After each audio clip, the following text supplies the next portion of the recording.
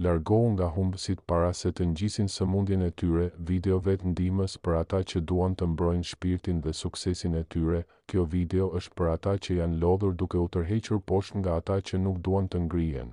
E ke ndjerë ndonjëherë atë ndjenjen e rëndë pas një bisede me dikë që të thotë, nuk bëhet kjo. Kot lodhesh.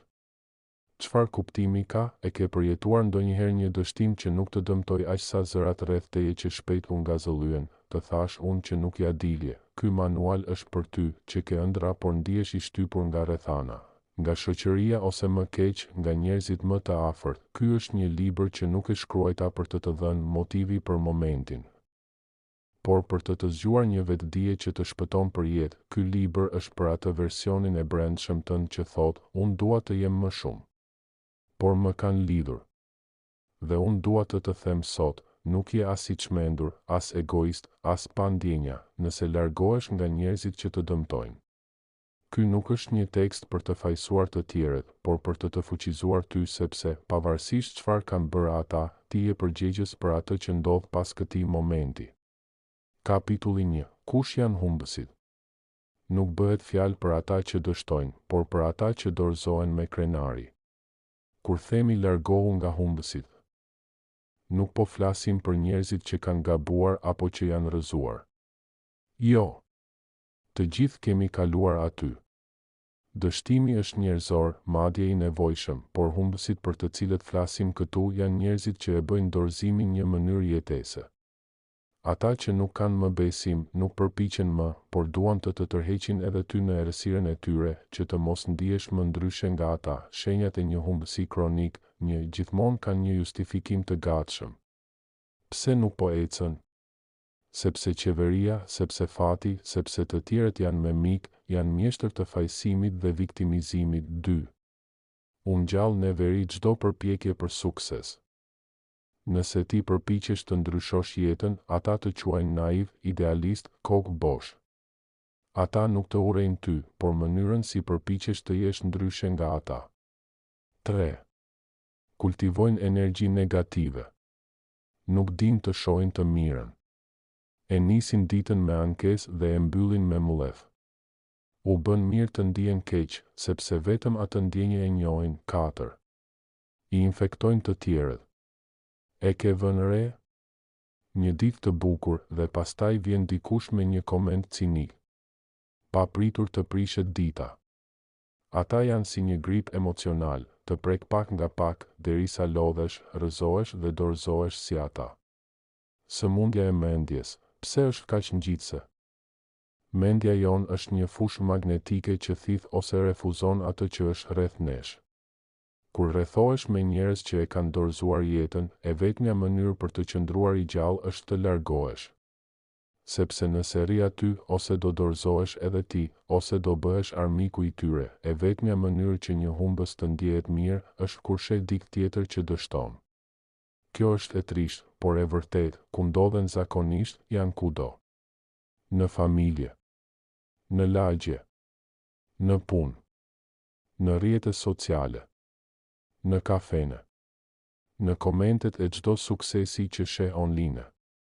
Janë të zëshëm, të bindur dhe të lodhur, por gjithsesi nuk të lënë reha. Sepse nuk munden të durojnë praninë e dikujt që akoma beson. Psikologjia e ndikimit. Pse ndikon shoqëria në ty? Ti mund të kesh vizionin e një mbreti, por nëse je rrethuar nga sklever të mendjes, do fillosh të mendosh si ata. Ndikimi i rrethit, shumë më i fuqishëm se sa mendon, ka një të vërtetë të madhe që shpesh nuk duam ta pranojmë. Njerëzit që na rrethojnë nuk janë vetëm prezencë, ata janë ndikim. Truri i njeriut është ndërtuar për lidhje. Ne nuk jetojmë dot pa njerëz. Por problemi lind kur njerëzit që na rrethojnë nuk janë ndërtues të mendjes dhe shpirtit, por shkatërues të heshtur. Ndodh pa e kuptuar, fillon të përdorësh fjalorin e tyre, fillon të dyshosh në vetvete. Si ata, fillon të shohësh jetën me sytë e tyre. Ndikimi nuk ka nevojë të jetë i zhurmshëm për të qenë i fuqishëm. Në fakt, më i rrezikshmi është ai heshturi, ai që vepron nën sipërfaqe, për ditë. Teoria e pasqyrimit emocional, studime të shumta psikologjike kanë vërtetuar një fenomen interesant. Truri ynë ka neurone pasqyrë, të cilat kopjojnë emocionet. gjendjet dhe qëndrimet e atyre që kemi përreth. Kjo është arsyeja pse, kur dikush qan, ndjejmë dhimbje, kur dikush qesh me shpirt, na vjen të qeshim, kur rrethohesh me pasivitet e ankesa, edhe ti fillon të ngatërosh realitetin me pesimizmin e tyre. Truri nuk di të thotë kjo është e vërtet apo kjo është mendimi i dikujt tjetër. Ai vetëm pasqyron. Pra, nëse qëndron çdo ditë me 3 njerëz që s'kan ëndra, që fajsojnë gjithë botën, që s'kan një plan. Sa do i fort të jesh, do fillosh të humbasësh ngjyrën tënde. Ti je mesatarja e 5 personave që kalon më shumë kohë, i imron, ky është një nga ligjet më të thjeshta dhe më të fuqishme të zhvillimit personal. Nëse ti ke 5 miq të përkushtuar ndaj suksesit, shëndetit, qetësisë shpirtërore, je duke ecur në drejtimin e duhur. Por nëse 5 njerëzit më të afërt me ty flasin vetëm për të tjerët, jo për ide, shpërndajnë frikë, jo vizion, janë të mbërthyer në negativitet të përhershëm, atëherë, të lutem, ndalu dhe mendo, a janë këta njerëzit që dua të ndikojnë në jetën time? Efekti ngadalë, por vrastar, ndikimi i një shoqërie të gabuar nuk ndodh si një shpërthim. Jo. Ai ndodh me një efekt të ngadalt, gërryes, sistematik. Sot një koment tallës për ëndrrën tënde, nesër një këshill që në fakt është frikë personale e tyre, pas nesër një goditje emocionale që të bën të dyshosh në vete, dhe pastaj. Një ditë zgohesh dhe ndjen se nuk je më entuziast, nuk beson më. Nuk e ke më atë zjarrin që kishe, dhe kjo është tragjedia më e madhe, nuk e vret armiku, por heshtja dhe efekti i rrethit të gabuar. A je vërtet i lirë të mendosh për vete?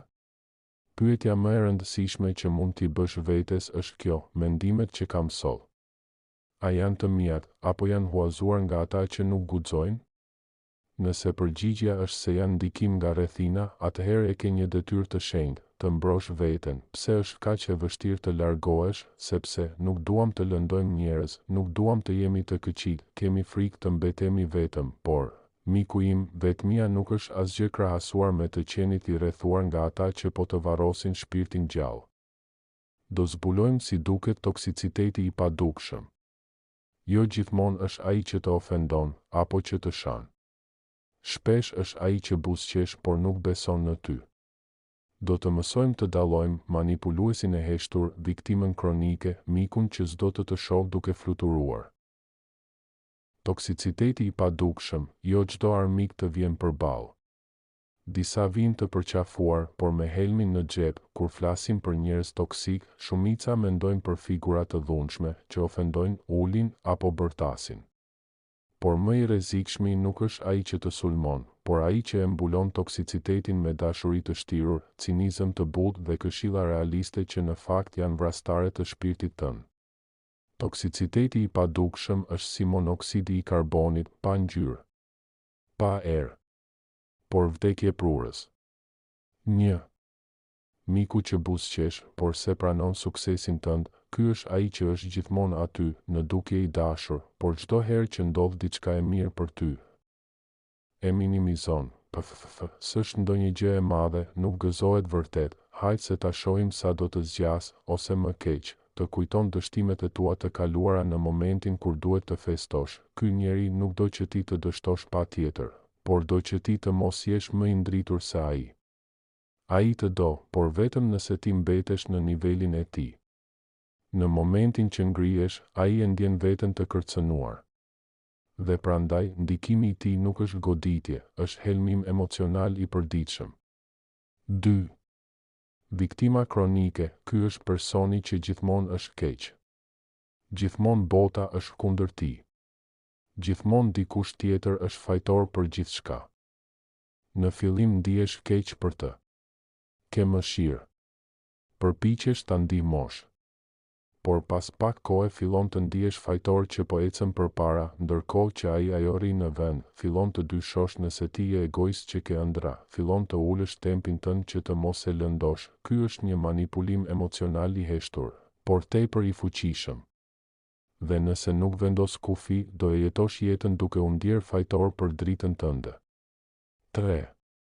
Pesimisti i përjetshëm, ky është ai që gjithmonë ka një arsye pse nuk ja vlen, do hapësh biznes?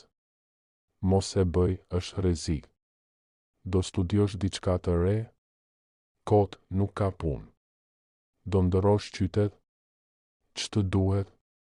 S'ka gjë të re askund. Ata nuk janë armiqt e tu personal, janë thjesht sklever të frikës së tyre. Por kjo nuk i bën më pak të rrezikshëm për ty sepse frika e tyre ngjit. Ata nuk janë njerëz të këqij, por janë njerëz të infektuar. Dhe nëse nuk e kupton këtë në kohë, mund të bëhesh edhe ti si ata. 4. Kontrolluesi emocional, ky nuk të thot kur mos u rrit, por të jep ndjesinë se duhet të kërkosh gjithmonë aprovimin e tij. Që ti të mos marrësh asnjë hap pa mendimin e tij, s'ma the që do bëje këtë? Po sikur ta mendonim bashkë më parë, mos po më lë mbrapa. Nuk të mban me zinxhir, të mban me ndjenjën e fajit. Dhe pak nga pak, fillon të shohësh jetën me sytë e tij. Fillon të mendosh si do reagoj ai, para se të ndjesh si do reagosh ti. Ky është kulmi i manipulimit emocional, të heq zërin tënd të brendshëm dhe ta zëvendësoj me zërin e tij. 5. Rehatisti, armiku i ndryshimit, ky është ai që të do, por ka frikë nga ndryshimi yt. Sepse nëse ndryshon ti, do duhet të ndryshoj edhe ai. Dhe kjo nuk i pëlqen, ai do që ti të jesh aty. Njësoj. Në të njëjtin vend, me të njëjtën rutinë. Pasi ndryshimi yt e përball atë me pasivitetin e vet, kështu që çdo përpjekje për të ecur përpara e sheh si tradhti. Ke ndëruar. Nuk je më si dikur. Na ke harruar. Në të vërtetë, ti si e ndryshuar për keq, je rritur. Por ai nuk e pranon rritjen tënde sepse i thekson mos rritjen e vet. Të gjithë këta nuk të qellojnë me armë, por me fjalë. Fjalë që ngjiten në ndërgjegje, fjalë që të shpojnë sigurinë, fjalë që duken si kujdes, por në thelb janë frenim. Si ti dallosh këto forma të toksicitetit? 1. Vëzhgo si ndihesh pas takimeve me ta. Nëse ndihesh i zbrazur, i ngarkuar emocionalisht, i pasigurt, merr shenjë. 2. A ndihesh më pak vetvetja kur je me ta? Nëse censuron veten, nëse duhet të ulësh zërin e shpirtit për të ruajtur paqen, je në vendin e gabuar. 3. A i ke frikë reagimet e tyre?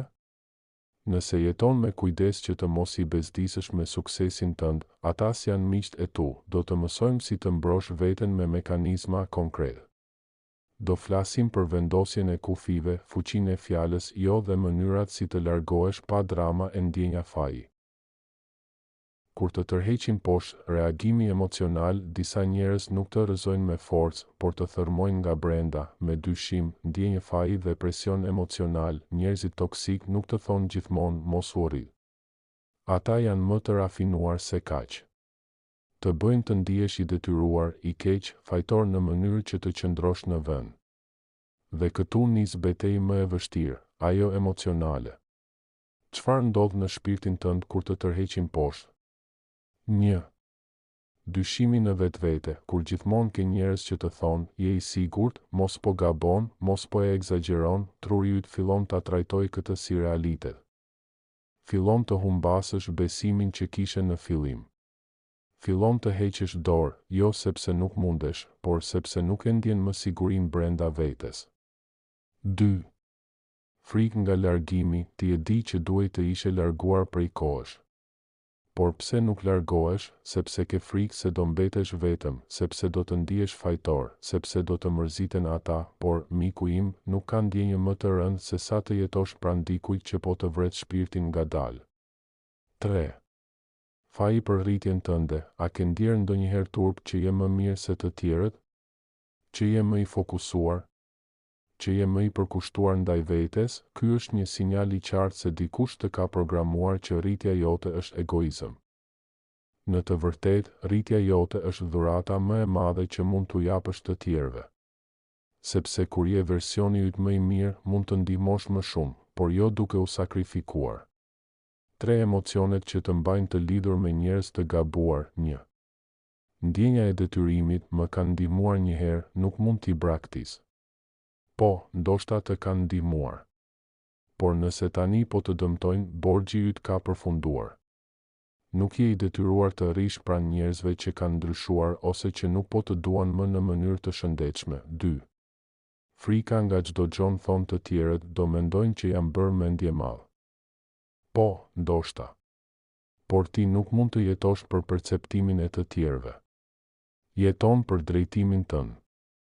Dhe, në fund të fundit, ata që të kuptojnë nuk kanë nevojë për shpjegime, dhe ata që nuk të kuptojnë, nuk do i kuptojnë as me shpjegime. 3. Shpresa që ndoshta do ndryshojnë, ndoshta do më kuptojnë një ditë, ndoshta do e shohin që nuk dua të largohem, por nuk mundem ndryshe, ndoshta. Por a ke jetën për ta kaluar duke pritur që të tjerët të ndryshojnë? Apo do jetosh tani, për veten tënde, kufit janë akt dashurie, jo egoizëm, kur i vë kufi një personi toksik, nuk je duke i thënë nuk të dua. Je duke i thënë, e dua edhe veten. Kufit nuk janë mure. Janë filtra. Ata lejojnë dashurinë e pastër të hyjë dhe ndalojnë energjinë që të thyen, si të reagosh kur të tërheqin poshtë. 1. Mos u mbro, jeto, kur dikush të thotë, je ndryshuar, mos u justifiko. Buzëqesh dhe thuaj, po. Jam rritur. 2. Mos u përfshi në dramë, sa më shumë të arsyetosh me një person toksik, aq më shumë i jep energji. Shmang për plasjen. Jep vendim, jo debat. 3. Përdor fuqinë e heshtjes, nuk ke për detyrë të shpjegosh çdo zgjedhje të jetës tënde. Shpjegimet e tepërta zakonisht janë nevojë për aprovim, dhe ti nuk ke më nevojë për të.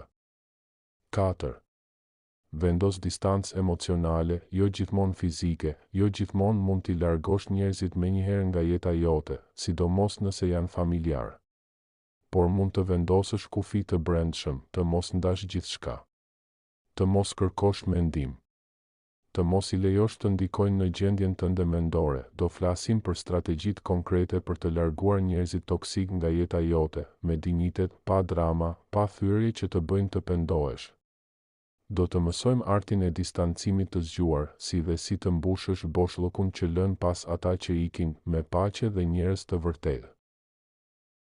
Liria është zgjedhje, liria nuk është diçka që të jepet nga të tjerët, liria nuk është një vend ku arrin një ditë dhe qëndron për gjithmonë, liria është zgjedhje. Zgjedhja për të rritur edhe kur të tjerët duan të të mbajnë poshtë, zgjedhja për të thënë jo kur të kërkojnë të sakrifikosh shpirtin tënd, zgjedhja për të shkuar larg, kur vendi ku ndodhesh është toksik, zgjedhja për të besuar në veten tënde. Edhe kur të tjerët dyshojnë, liria është të ndjesh fuqinë e brendshme, që asnjë fjalë negative, asnjë ndikim i errët, asnjë manipulim emocional nuk mund ta shkatërrojë, kur vendos të rrethohesh me njerëz që të duan, që të mbështesin dhe që të ngjallin zjarrin në ty. Ti ke bërë hapin më të madh drejt lirisë së vërtetë. Kujto, ti meriton të jesh lirë. Ti meriton të jesh i lumtur. Ti meriton të jesh vetvetja, plotësisht dhe pa kompromis. Zgjedhja është në duart e tua, dhe unë jam këtu, duke besuar në ty, më e mira të pret në horizont.